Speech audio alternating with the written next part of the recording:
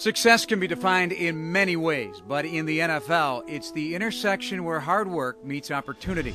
Earl Bennett has plowed through that athletic intersection, emerging in a clutch way in his third season. There's just so many things that he can do. He's a player that can play all three spots, which is very, very unusual, and especially in a new offense and an offense that's as diverse as this one. I knew that I had the ability. My biggest thing was to get out there and showcase it.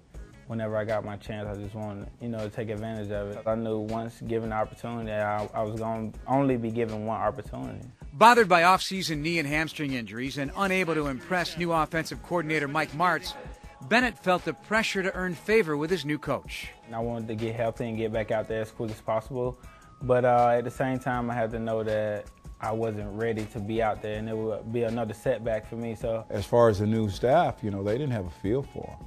I didn't know what he brought to the table, and the thing that I told Coach Martz was just be patient. You're gonna like it. Earl was the all-time leading receiver in SEC history in just 3 years.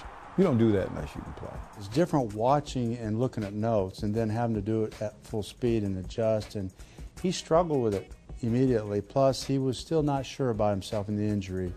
And once he fought through that, it's just like the light went on, and he's just been pretty remarkable ever since. Chain-moving receivers who run perfect routes with run-after-the-catch ability, like Bennett, flourish in the Bears' offense. Extra effort after extra effort. Bennett is a trusted weapon for the play caller Martz and for the quarterback Jay Cutler.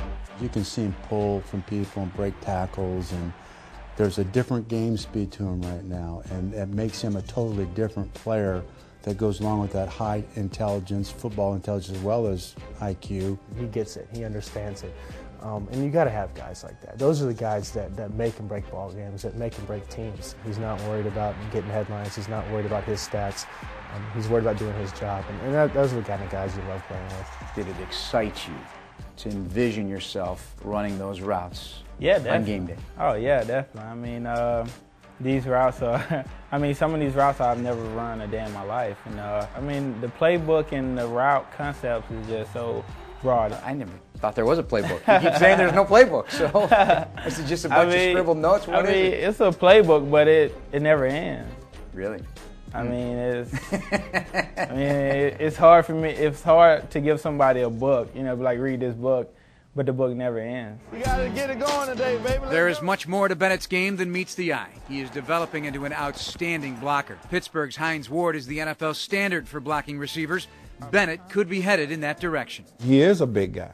He's well over 200 pounds. He's got strong legs. Just a big old country boy from Birmingham, Alabama. And I call him my mule.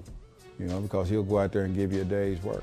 You strap a lot on that mule? Strap a lot on that mule and just let him roll. Best block you've thrown so far? The one that excited me was Devin punt return. He didn't really see me coming. Hester 35-40, Hester to the 50. Certain situations like that just slow down and everything's just going slow motion. You hope you get many of those in your NFL career, right? Yeah, but they told me I got to stop being up on the punters and kickers. I see you, bro.